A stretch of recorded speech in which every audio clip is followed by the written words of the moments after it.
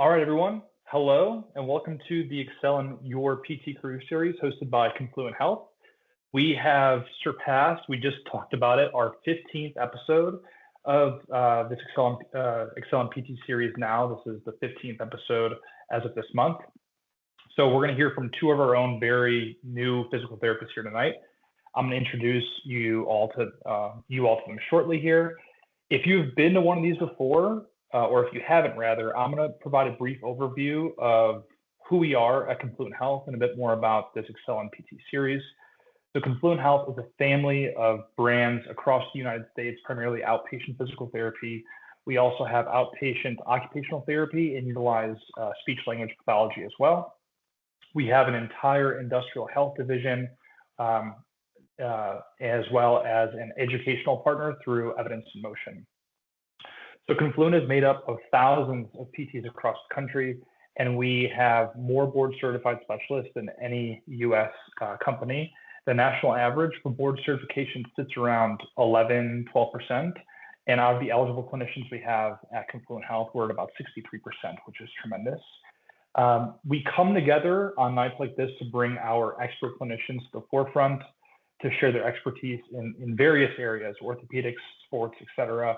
And tonight, we have Chris and Renee, who are two newer graduates who are going to share their perspectives as fresh PTs. So our first speaker is going to be Chris Gambert. He completed his undergraduate degree at Bellarmine University with a degree in exercise science and a minor in psychology. He then received his DPT from Bellarmine University in 2024.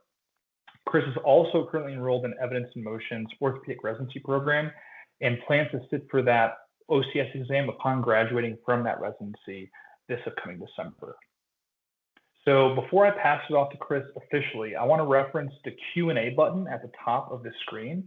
If you have any questions during Chris's story and what he has to share with us today, throw them in the chat and we'll revisit those at the end of each speaker's presentation. So Emily, who's behind the scenes, she'll be navigating all those questions, and then her and myself will help navigate those questions at the end of our talks today. So I'll go ahead and pass over to Chris. Chris, take it away. Hello, everyone. As Zach said, my name is Chris Gambert. I currently practice in Louisville, Kentucky at ProRehab Louisville, which is a Confluent brand. I've been practicing for about a year. And so how I kind of ended up in the position I'm in and with the company is I got really fortunate. So my third rotation as a student, I was selected to go to ProRehab at one of their clinics. And I was paired up with a mentor, or my CI, who shared a lot of similar interests that I did. So he had his sports certification. He was a fellow with AOMT, and he was really involved with kind of golf rehab, all stuff that kind of aligned with what I was looking for. And so it really helped me know that there's people in Confluent Health and there's people in Confluent clinics that are widely specialized. There's not just a streamline of everyone has to do a residency, everyone has to take these specific classes. You can really do whatever you want to specialize in what you want and kind of build your own brand. And that was kind of the biggest thing that stuck out to me as a student when I was with ProRehab. And then I was very fortunate that they extended me an offer and I started working there full time. And kind of the biggest reasons I wanted to join ProRehab and Confluent in general is the part that Zach talked about with Evidence in Motion. That was a really big winner for me. Is I care a lot about clinical reasoning and orthopedic skills and being really, really good at our craft, because I hold very deeply the value of our profession.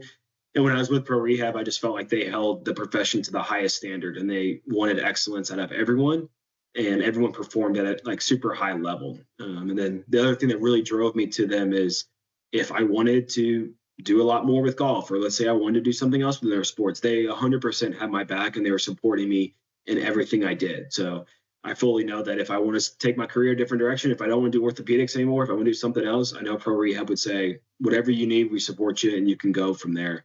And so that's the biggest reason why I kind of chose to stay there. And I felt like home. I mean, every day I was coming in as a student, I felt like I was already working with coworkers. I just wasn't getting paid, which was fine because I enjoyed what I was doing every day in the clinic.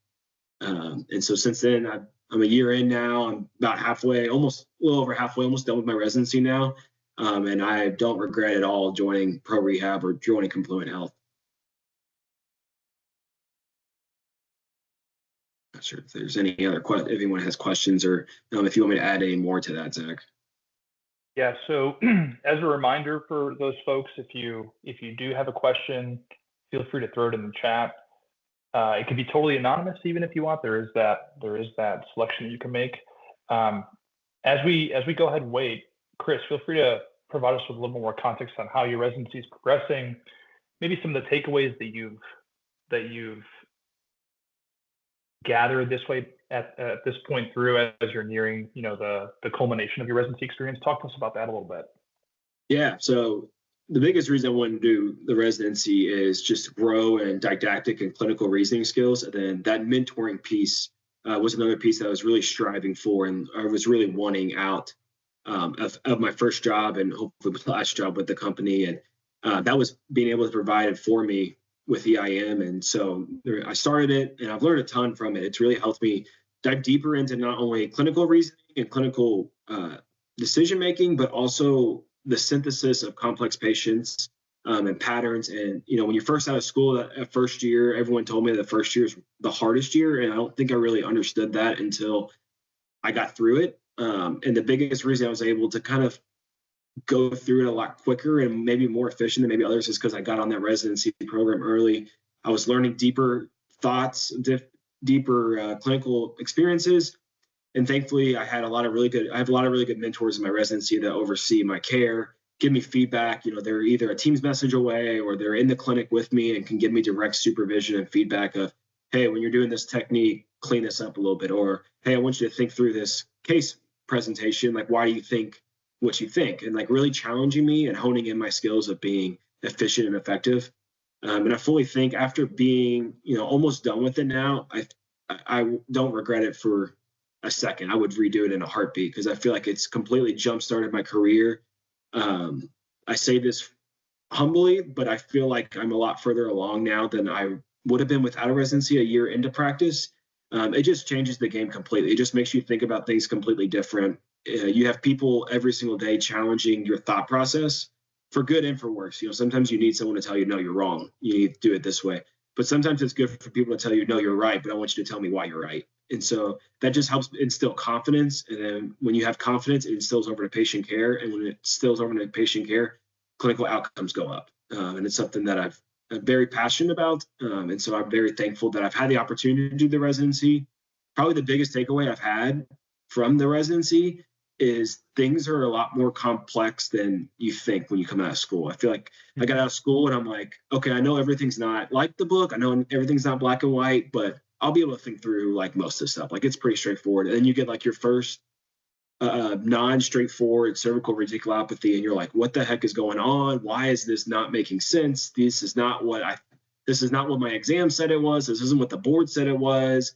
And so I just remember those early days of just like really like feeding off mentorship and really needing it to get me to where I want to be. And that's what the residency has really done for me. It's just elevated my game to the next level. And I could tell like when I'm talking to people around me, like that I graduated with, whether they didn't do residency or not, but like, I feel like I've just thought about things a lot differently because I've been challenged deeper in my clinical reasoning. You're learning similar stuff, if not a little bit new stuff than what you're learning at school, but they're taking it to a whole nother level, a deeper application. Instead of just shoulder pain, think about all the other factors that can be affecting shoulder pain. I felt like in school, it's like, oh, it's shoulder pain. What shoulder things could be causing shoulder pain? They don't really ever talk about cervical spine, thoracic spine, maybe some ribs. And they don't ever look at full functional movement patterns, or at least that was kind of my experience, which is fine because you only have 3 years to cram a ton of information in. But then you get out, and when you want to challenge your clinical reasoning with residency, you realize, wow, there's so much more to our profession. There's so much more to people than just black and white textbook special tests, clinical prediction rules type stuff. Yeah. Thanks for sharing that, Chris. And you answered, well, let me take a step back. I did a residency myself, a long time ago, and a lot of the things that you said resonated with me. And I recall back to that and a little bit about what you spoke of mentorship. So tell us a little bit about your mentorship experience. How did mentorship play a role in developing you further clinically, right? And then perhaps did that mentorship influence anything outside of the clinical realm, perhaps your personal personal self, your professional goals, things of that nature? Yeah, so my a CI who I was under, I got a ton of mentorship from him, and after about a month or two of me working there, he no longer works in a clinic, and I was kind of worried about where my mentorship was going to go since the guy I was wanting to be mentored by is not going to be there anymore. But all my coworkers stepped up and was huge in my mentorship. And so with the residency program, I not only have someone in the clinic that gives me hours, but I have another clinician who's one of our regional directors. He drives over once a week and supervises me. And for me, I just felt like mentorship is so powerful. It's something that was harped on in school and something that resonated with me because I think when you're starting out, and even I'll still allude to myself now because I'm still just starting out, you need people in your corner to support you and build you up. So when you have those challenging case presentations and you feel like worthless, you need that mentor beside you saying, no, look at all the things you did check. Look at all the things you did rule out. Like, you know more than you think you do. But in the same breath, when you think you know it all, you need that mentor to kind of bring you down of like, no, you need to think about this differently. You miss this, miss that.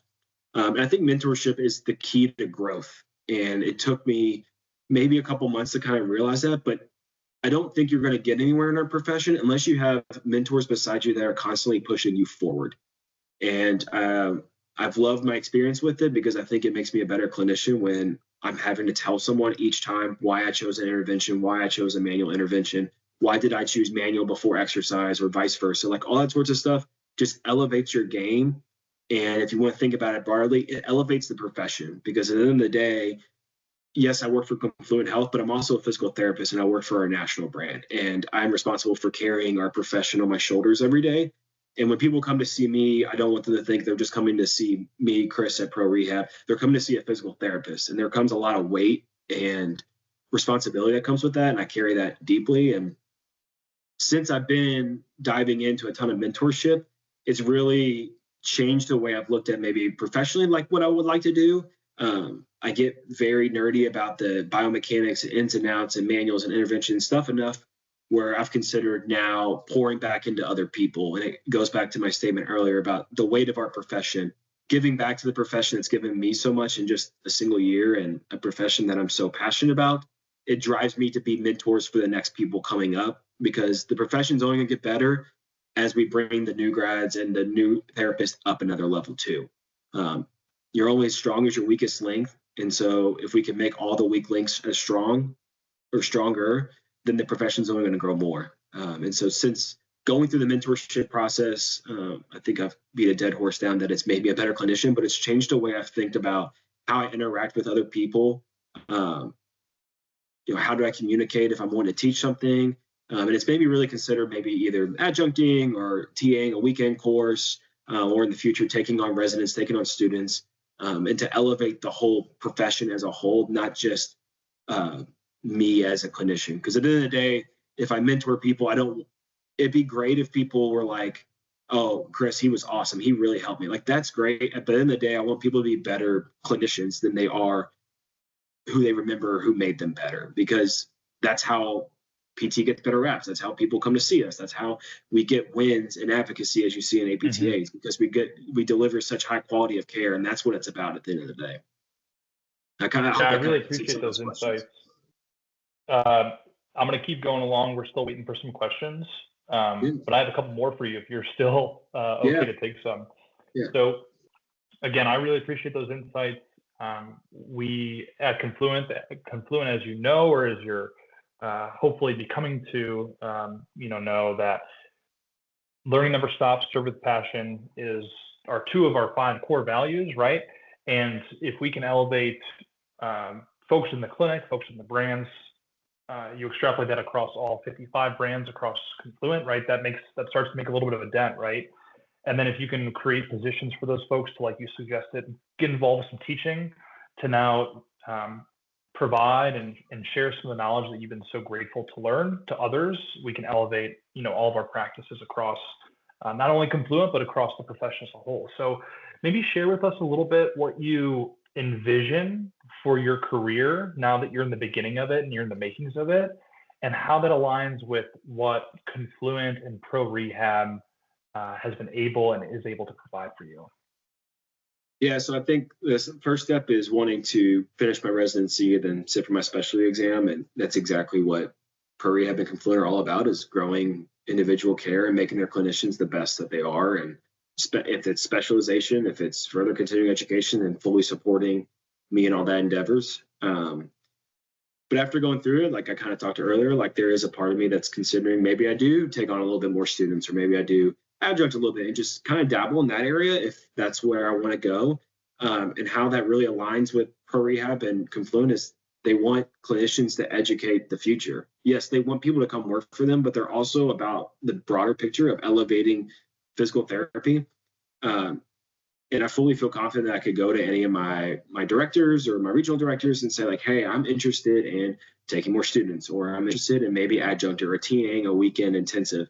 And I feel 100% confident that all the responses would be, great, let me look into how to making that happen for you. Not, well, that doesn't really align with like what we're wanting to do. Like, in order to do that, you need to go through X, Y, and Z. I feel very confident that with Confluent and ProRehab, that if I wanted whatever direction I want to take my career, they're going to have my back and they're going to support me kind of no matter what in that direction. And then even in another direction, thinking more business related, there's also a thought of mine that's like, I'd like to be a director one day and run my own kind of clinic. And that directly, again, relates straight with ProRehab and Confluent. They have a continuing education course in PTville to elevate directors and elevate people that are interested in leadership positions. And they fully support that and promote that. They're not very much saying, no, you have to be a staff clinician for X amount of years before you can consider going elsewhere. When they're ready for you to go and you have the initiative and drive, they're going to send you where they need you to go. And to me, that makes me feel confident in myself that, like, if I just do what I'm told to do and I do it right and I do it well, that I'm going to be used in the right way with these companies and make it better, and then also deliver better outcomes and be more efficient of a clinician. I think wholeheartedly they would support me in whatever my decision is, and they would make it work. As long as I came to them with a plan of what I see my career going, they're going to say, okay, we're going to tag along, we're going to be with you and support you in that direction, which means a lot to me as a clinician, especially early on when, as you can tell, like there's a lot up in the air. Like, I'm only a year in. I'm not exactly sure. I have a couple different paths that I'm considering, but I don't have to worry about a company shutting down a path. All I have to worry about is what path will the company support me in the most, because they're going to support me in any one, and they really want me to just be committed to that path. Yeah, and you said it a couple times in a couple different ways that we want to be aligned with you, right? We have there are goals that we have at the Confluent level, and we also want to promote reaching those goals by supporting all of our clinicians, right? So you mentioned how those goals can be aligned with some of the directions that you're looking for in the future. I received a question that I'm curious on your thoughts on, right? You speak to, it's obvious that you care about providing, high quality interventions, high quality efforts with your patients. How do you manage that, right? How do you get the most out of patient care while making sure that you're efficiently documenting and managing your time and your resources? Yeah, that's the challenging part. I think planning ahead is what's the most effective in getting all the documentation done, and really utilizing plan sections and documentations and having sessions planned out before they happen. So if I have challenging cases, like in my head, think about putting it in my documentation. Hey, next time, if regress, this is what I'm going to do. If we progress, this is what I'm going to do. So that way, when they walk in the door, I already have my plan in place in my documentation. I just have to copy and paste. At the end of the day, too, I felt like early on I was very worried about getting my documentation done, and I've kind of switched. I figured out how to be a little bit more efficient with it, and I think that just comes with time and learning the EMR and learning how your clinic runs. And I felt like the more confident I got in my documentation, the more time I was able to spend with patients one-on-one. But at the beginning, I felt like it was a daunting task of how the heck am I gonna get all these notes done in a timely fashion? How am I gonna get these done? And it just comes with reps. And the biggest advice I give like new grads is you can look at other people's notes in your clinic in the other company. So I still do it today. Like, if I'm like, why am I taking so long to type this eval? Let me check someone else's eval that was similar to this and see what they put in. And so then you can learn on other people within your clinic of like, oh, that's how they did it. That's a lot better. Or I don't really like the way they did it. I'm not going to do it that way. And I think that kind of helped me really find my flow of how I want to document, how quickly and how efficient I can do. If I just look like learning from others around me. And thankfully, like in my clinic, like nobody thinks they know it all and they're willing to help anyone. Like I can go to anyone and ask like, hey, how can I document this better? Like how are you more efficient in your eval? And they would sit down, they would have a conversation with me, like how they got better at it. In a day, it's going to make me better. But at the beginning, it was challenging because you're seeing patients for the first time and you're really having to think without a crutch of a CI anymore. And then you have to type all day long. So my best advice would be just learn from others, ask plenty of questions when you start your new job, and look at other people's charts because they've done it a lot longer than you have. And so they have more experience and you can learn through their experiences. And most of the time, most PTs I've ever run to are kind of like me. Like you want to ask them questions and learn from them. Like they're going to go on a rant because they want to teach, they want to tell you stuff, they want to educate you. So take advantage of that from people in your clinic. Yeah, that's excellent. Thanks for sharing those perspectives. We actually got another or a question from Aaron. Aaron, thanks for posting this question. What was asked was, what factors do you consider when deciding where to begin your first job? So can you speak to that a little bit? Yeah, that's a good question. I would say my biggest advice to people looking for a new job is I would not get caught up in money. It kind of is countercultural, but if you chase the money early, it will never be enough for you. Versus if you chase your career first, the money will always be enough. And that was something that was told to me, and I stick strongly to it because I firmly believe that to this day. When I was looking for my first job, I had a couple different offers, and obviously you're going to look at money. That's one of them. But the other things I thought about was, okay, where's the clinic I'm going to go? Who's working there? The biggest thing I tell people is like, look at companies' websites. Look at how long clinicians have been working in the clinic. If you're looking at a clinic website and the director's been there for 15 years, but all the people have been there for under a year, that's a different scenario than if you go to a clinic with a director of 15 years and two clinicians of 10 plus years. Those are two different working environments, two different mentorship, different learning, different clinical setting. And it has to be what you want. So like for me, I was really big on mentorship. Like I wanted to grow. I wanted to hit the ground running. I wanted to be pushed daily. And when I was considering my options, ProRehab had that fit for me. I had a built-in mentor. I had a busy clinic that they were going to send me to, which is what I wanted. And they gave me examples of like, hey, if you want to pursue a director role, this is what we're going to do. Or if you want to do more golf, this is what you want to do. If you want to do orthopedics, this is what you're going to do.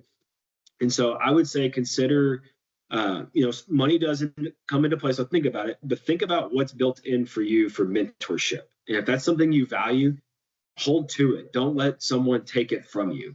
Because I think too many times students, they come in with like their wish list, but they're tentative to hold on to a couple things, almost like they're willing to give a little bit. And you have to give. You can't just be completely rigid, but have one or two things where it's like, no, I really care deeply about this and I'm not willing to give it up. And maybe the clinic or the company just doesn't have that for you. And for me, that wasn't the case. Confluent and ProRehab had everything. I would also consider how big companies are and clinics, because that gives you a lot. Like if, for instance, like in ProRehab and Confluent, it's a bigger company. So I have a lot more resources at my disposal. I have a lot more clinics. I have a lot of other clinicians I can pick brains and kind of grow with, versus if you go to a lot smaller clinic where it's just a true private practice. It's not owned by anyone. It's director owned, and you only have two or three clinicians in there. Well, you just need to know, like, you only have two or three brains to pick there, or they're going to have a lot smaller of a budget to work from. If that's for you, then that's for you. That's just something you need to consider or think through when you're getting to that point. And another big thing was continuing education options. I think now a lot of companies are offering them, but look into them, dive into it. What is your continuing education budget each year? Do you have a budget? Do you not have a budget? Is that something you're passionate about? And then I would always in the interview asking them a question in return, and seeing, like, I remember like my interview, I asked them is, if I wanted to become like a leader within your company, what steps would I have to take to get there? And they're basically just kind of laid out for you, like, hey, if that's what you're interested in, here's what we're going to do, and here's how we're going to get you there. So I would always like tell students, like, end your interviews with companies with a question on them, because it's just as much of an interview on them to you as it is for you on them. Yeah, thanks, Chris. Really appreciate that. I'm hoping that met the question needs from Aaron. To summarize, right, mentorship, right, look for, if that's something you're interested in helping facilitate your growth, ask those questions, ask to know more what it looks like, structure, things of that nature.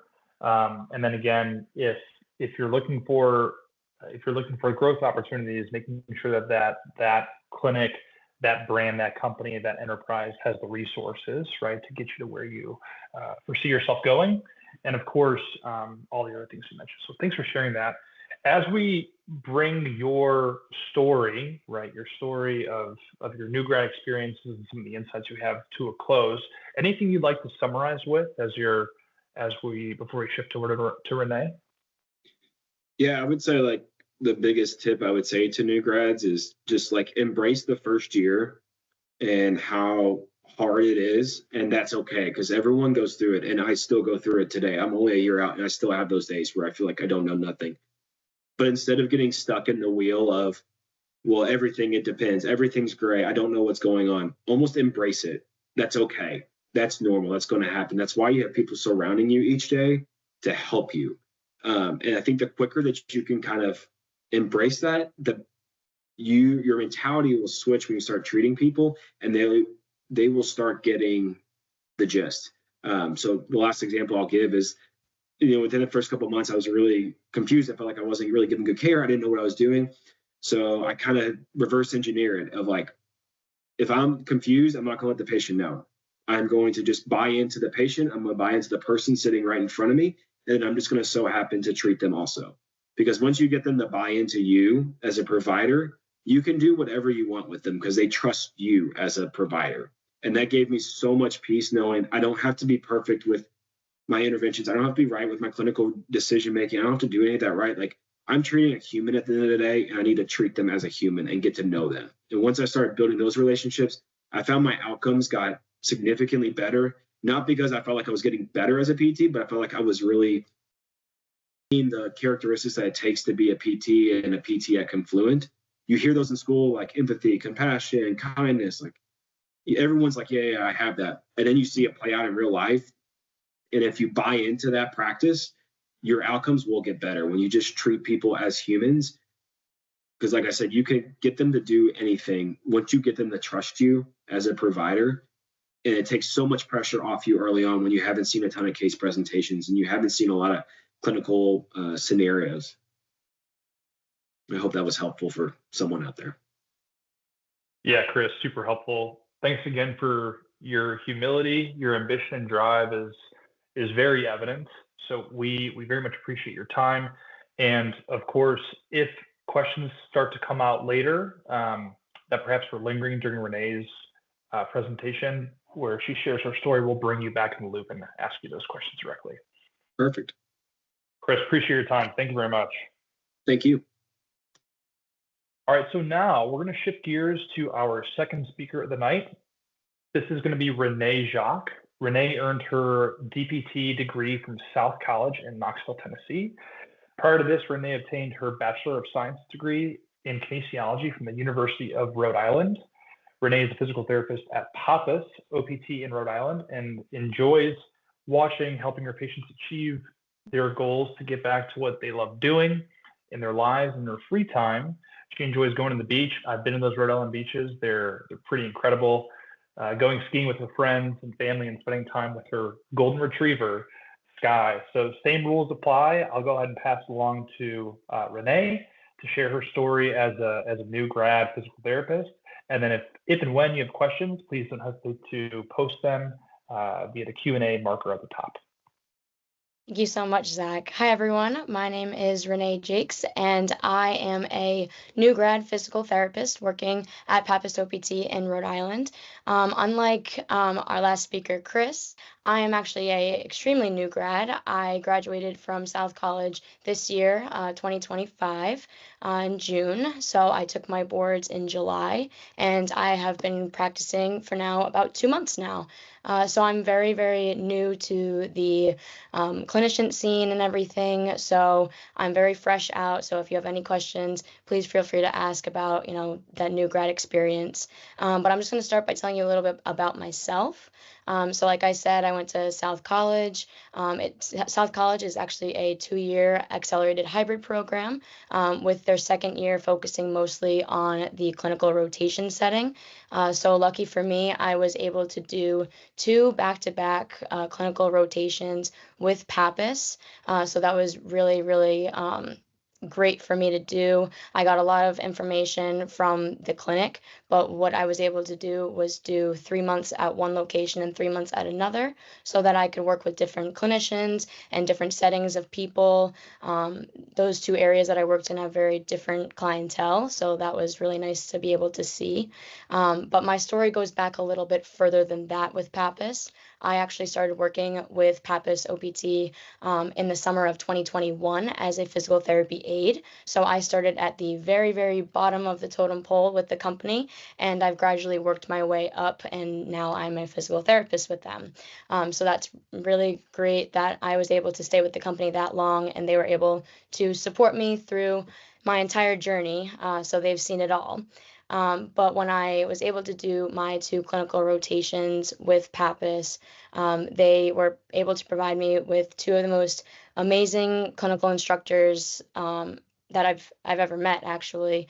One of them, her name is Danielle. She is currently in her orthopedic fellowship program. So being able to pick someone's brain that's currently in a very intensive program, going through that, and is really, really, it's exciting, and it's really rewarding for me as a student. I was able to ask her questions, and she was actually being, taught by higher up than her all of those things. So she's reiterating them to me, and it was really rewarding for me.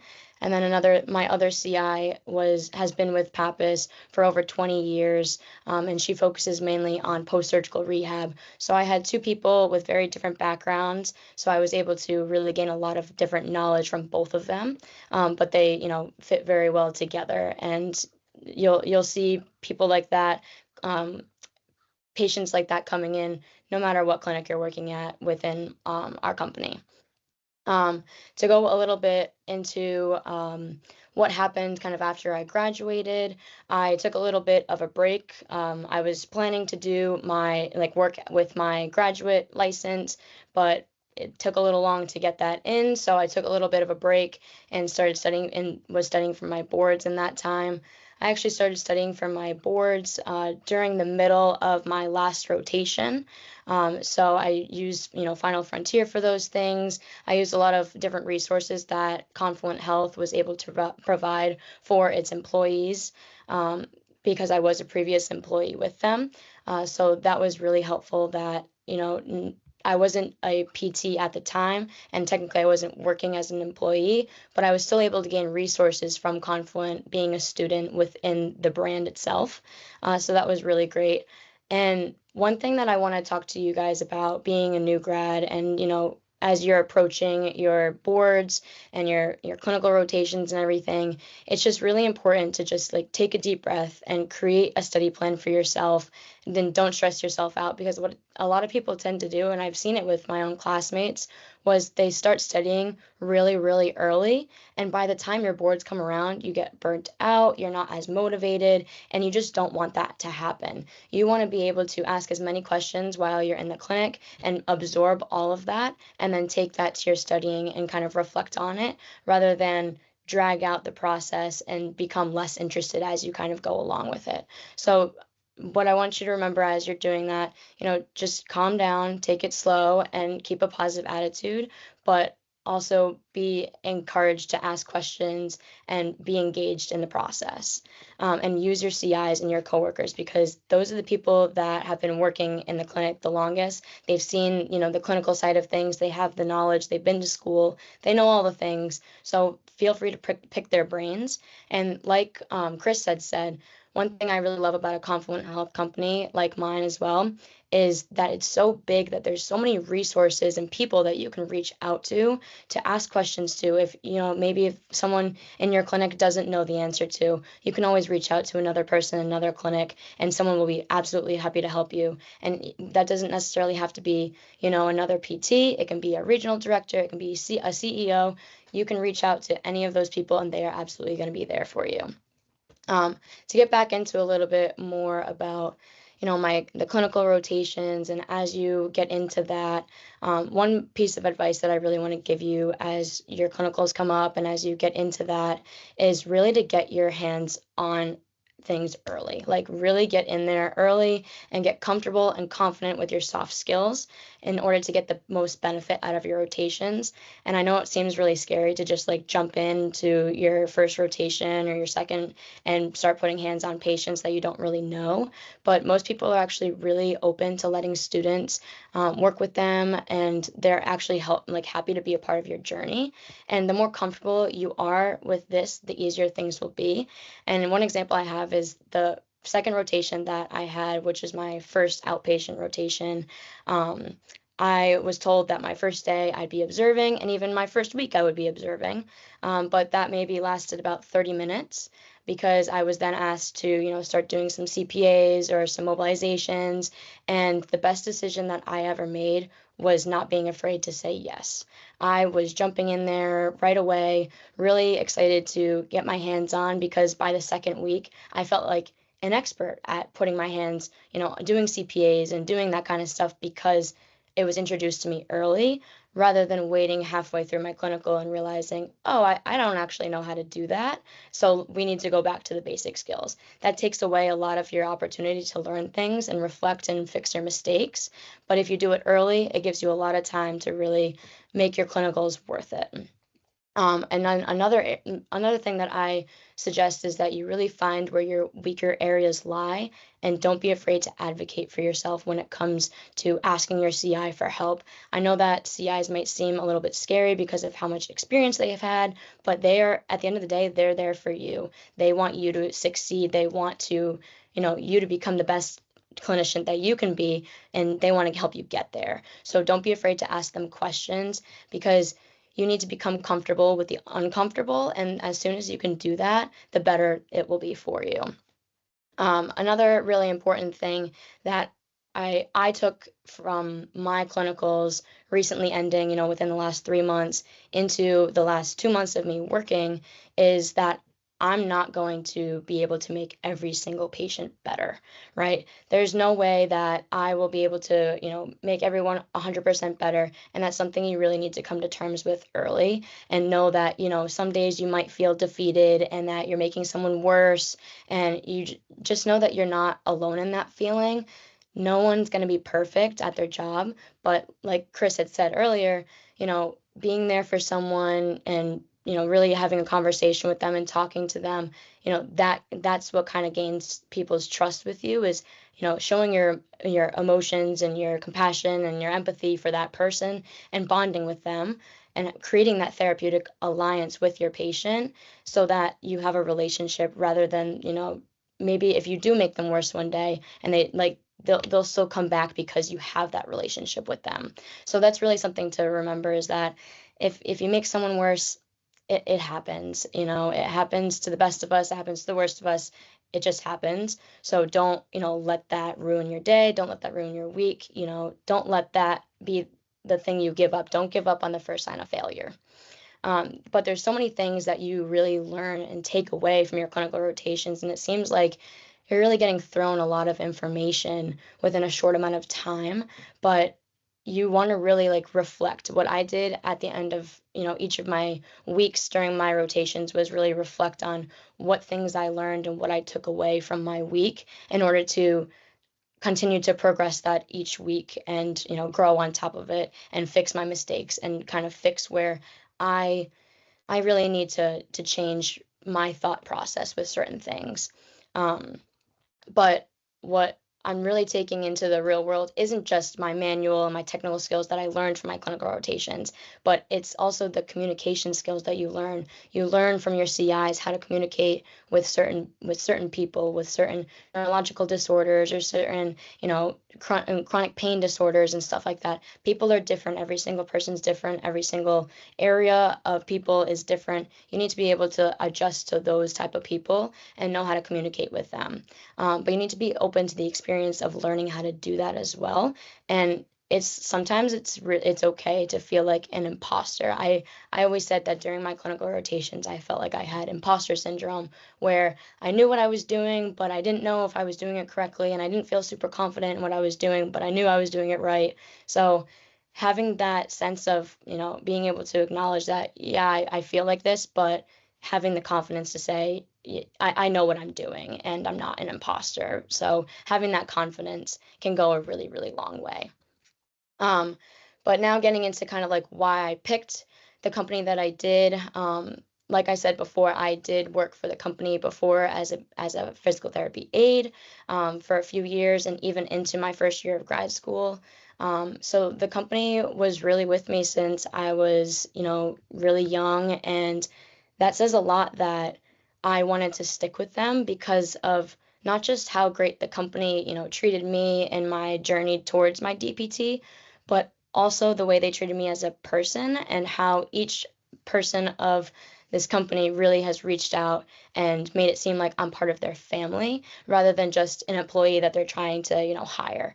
I've been with them, every step of the way, and they've been there to support me through every single journey. And my company has 18 different clinics throughout my entire state. But even with those 18 different companies, it still feels like a really close-knit community. So I can honestly say that I've personally met and bonded with all of the higher ups in the company, like the CEO, the regional directors, and the statewide clinic directors, and everyone like that, because Confluent Health allows these smaller companies to be able to do that. They take away, all of the administrative work and all of that, all those other nuances, and allows, the companies to get to know each other, to focus on their patients, to allow for more patient-centered care rather than the administrative and business side of things, which is really, really nice because you'll see our patients come in and they know that we're doing the one-on-one, we're having really great, therapist to patient care rather than a lot of it being, working with the aides or doing other things. It's a lot of one-on-one time that I feel Pappas is able to offer. And Pappas also has a really, really great relationship with Confluent Health in terms of continuing education and mentorship. Like Chris said too, right when I joined Pappas, they automatically had a mentorship program set up for me. So every 2 weeks out of the month for at least 6 months to a year, I'm able to reach out to my mentor, who I work with in the clinic as well.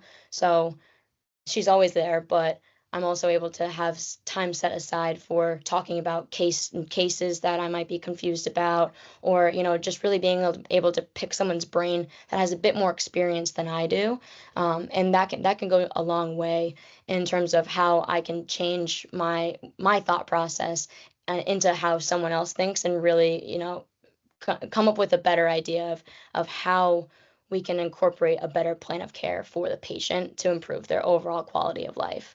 But being a part of this company, really allows its patients to focus more on their therapists, to focus more on their patients. And I really enjoy being part of a company that puts that patient-centered care first, because at the end of the day, we wouldn't be able to do our jobs without our patients. So them being able to, we want them to come back. We want them to feel like they are also part of the family that I feel I'm a part of as well. So with that being said, thank you all so much for letting me, share a little bit about my journey. But I really wish you all the best of luck with your clinical rotations and, you're transitioning towards becoming a practicing clinician, because it happens really, really fast, but it's also a very, very exciting time. Renee, thanks so much for sharing all of that. There's so many things that I want to comment on, but I've forgotten a few of them as it is already. So there's a question in the chat, but I'd like to ask you a question that I have for you that I think Sure. would bring to light some of the um, overall experiences that you've had with Pappas, right, in your growth trajectory from an aide now to a physical therapist. So one question that I have for you before we get to the one in the chat is, tell us about the relationships you developed throughout this experience as an aide, right? And then in addition to your experiences on your rotation with your CI, with the other therapists there, with the front office staff, with patients, how did you solidify through those experiences that Pappas truly is the right place for you? Yeah. So I started working as an aide when I was in my undergraduate program at the University of Rhode Island. And with that, I was still doing classes and I was constantly, busy with my undergrad degree. And Pappas was really flexible with allowing me to, get the experience that I wanted by being an aide and being in the clinic, and also having to do my college, everyday things. And then once I graduated and I kind of shifted over into so hold on, let me go back a little bit. So when I was expressing that I was interested in going to grad school to be a PT, they immediately put me in contact with the CEO and owner of Pappas, and he was able to really point out a trajectory plan of where they can get me to go. They were able to really help me get through school by giving back to some of my student loans and everything, which was really, really helpful for someone, coming out of school and you get a really big loan amount, a really big, debt amount from school. It's nice to have someone support you, even if it's just a little bit. And that went a long way for me as well. But having so many different people throughout the company reach out to me and really want to help me get onto the right track of where I'm going really opened my eyes to, this is the company that I want to stay with and be loyal to. But lucky for me, I was able to work in 3 different clinics for Pappas. I started in East Greenwich, and then I was in Woonsocket and in Johnston. So being able to work with not just one clinic, but 3 different clinics with, 10 workers there each, it really shows that, there's a lot of people that work for the company, that love the company, that, really value what they provide for their employees. And hearing that, it really speaks volumes to me. Hearing other people's experiences, knowing that someone's been there for 20 plus years, knowing that someone's, one of my close family friends, she actually sold her physical therapy business to be part of Pappas OPT, and Pappas took over her business. For her to be able to do that, obviously she had to trust the business, and it's a really, really great community that brings the whole state together, and everyone is just different in their own way. And I really felt that I was supported no matter what trajectory I was going with. Yeah, and you jogged my memory again. You mentioned how you just had such a luxury in your abilities to connect and build relationships with people outside of maybe the traditional relationships that you think to form as an aide or relationship or as a student.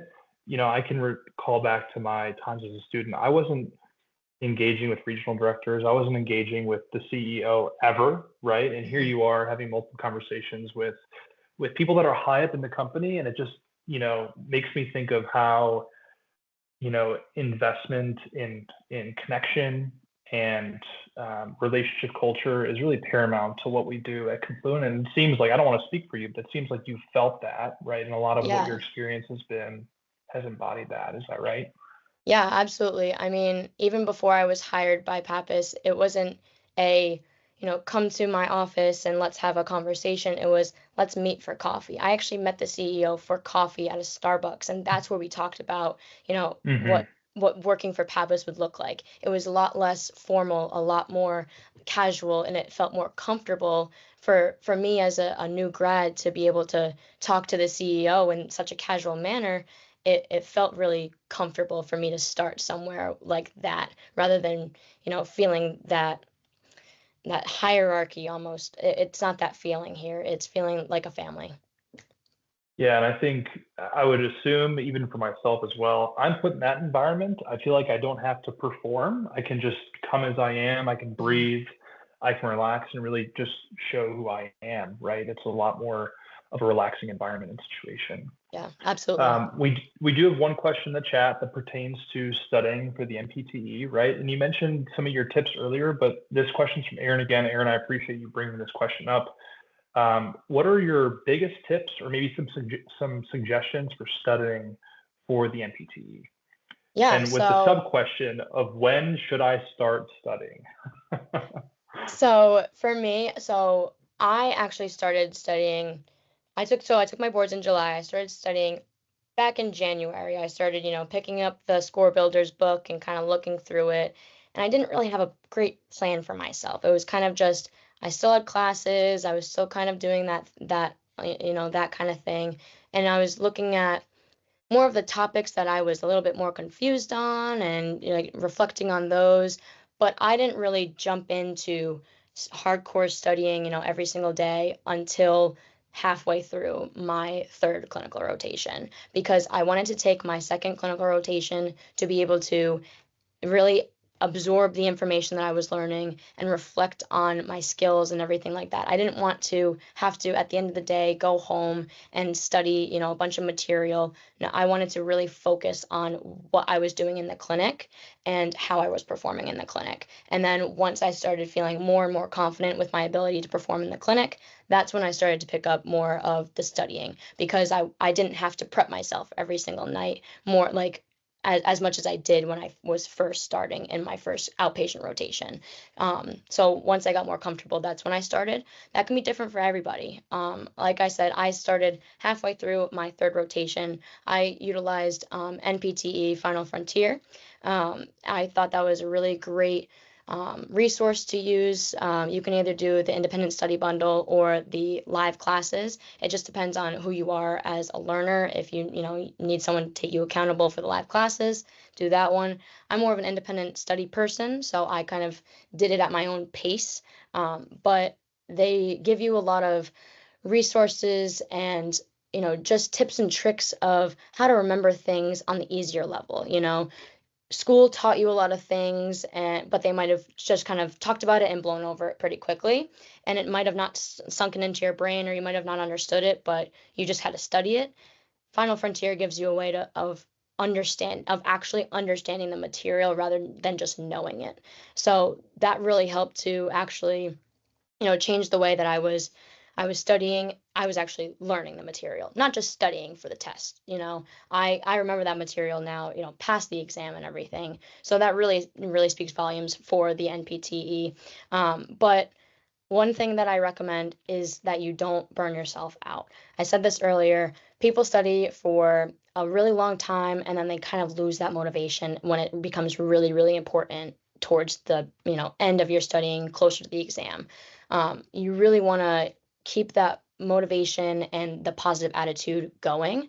And like I said, with a positive attitude, one thing I think that really kept me strong as I kept studying is having that positive attitude, manifesting that I'm going to pass, keeping it positive. Because if you're in the mindset, I'm going to fail, I'm going to fail, you're probably going to fail because you're not in the correct mindset.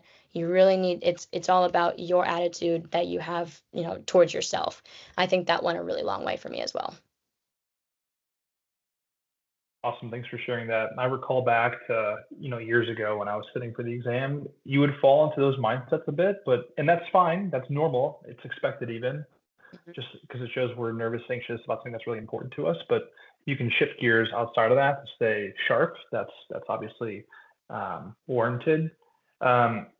Renee, as we're finishing up, any last words or summaries before we end our Excel and PT series call tonight? Yeah, I mean, when it comes to, graduating, coming out of school and having to pick a company that you want to work with or a place, just remember that it's about the people that work there. It's about the environment that you're in. You want to enjoy every single day. And Chris said it really great before, if you enjoy where you work, the money will come as well. I think that time is money, and the time that I spend at work, I want to enjoy it. And I think that that's just super important for people coming out of school. You don't want to, just jump into somewhere where the money's there, but you're not getting the support or, the care that you want, that you necessarily need, actually. I'd rather have, the care and the support than the money, and the money will come later.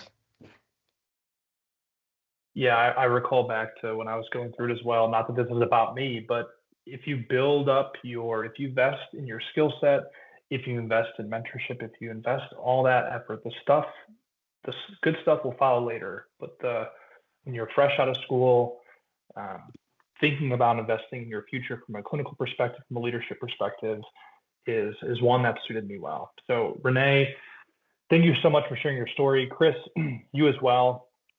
For those of you that are watching the recording here, feel free to throw out your questions if and when you think of them and they arise.